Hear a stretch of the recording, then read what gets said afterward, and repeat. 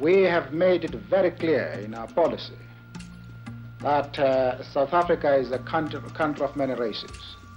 There is room for all the various races in this country. When you think of Mandela, he's almost synonymous with the fight against injustice, the fight for human rights. He was, I think, self-evidently a leader of men. I recently formally announced my retirement from public life and should really not be here. However, as long as poverty, injustice, and gross inequality persist in our world, none of us can truly rest. South Africa was characterized by an extreme form of racial division, and where the government was about what color skin you were. And this is the sort of thing that propelled him and others like him to confront such a system. Nelson Mandela was arrested because he fought against the system of apartheid. The trial started on the 1st of August of 1958. I remember very distinctly actually being introduced to him and having a conversation with him.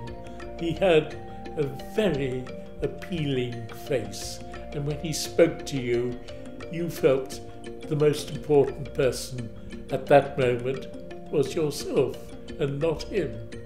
One would never have imagined that he was, in fact, one of the leaders of the anti-apartheid movement.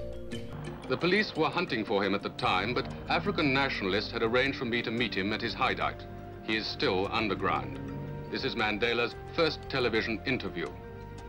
There are many people who feel that it is useless and futile for us to continue talking peace and non-violence against a government whose reply is only savage attacks on an unarmed and defenseless people. Nelson Mandela was jailed for 27 years. His cell was very small. The spirit of the man and others like him was quite remarkable. They managed to survive it and came out, and that, as we all have seen, resulted in majority rule in South Africa.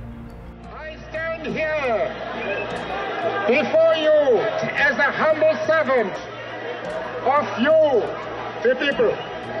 I place the remaining years of my life in your hands. Mandela was in prison purely because of his political views for decades, and that's the fight which Amnesty has been fighting, and even today as we speak, tens of thousands of people across the world are locked up for no other reason other than that they politically disagree with the government in power. And that's a fight we're going to keep fighting. We're going to draw inspiration from Mandela's battle. I have the extraordinary honor of placing in your hands, Madiba, Nelson Mandela, the Art for Amnesty Ambassador of Conscience Award. It's tribute to and the deep gratitude of the world for your greatness, your conscience. He was somebody who could, just simply by the way he spoke, the way he approached issues, he was somebody who united people. He was somebody who bridged divides, not just between sort of white and black, but all sorts of divides, north, south, east, west. I have cherished the idea of a democratic and free society in which all persons live together in harmony and with equal opportunities. It is an idea for which I hope to live for and to see realized. But my Lord, if it needs be, it is an ideal for which I am prepared to die.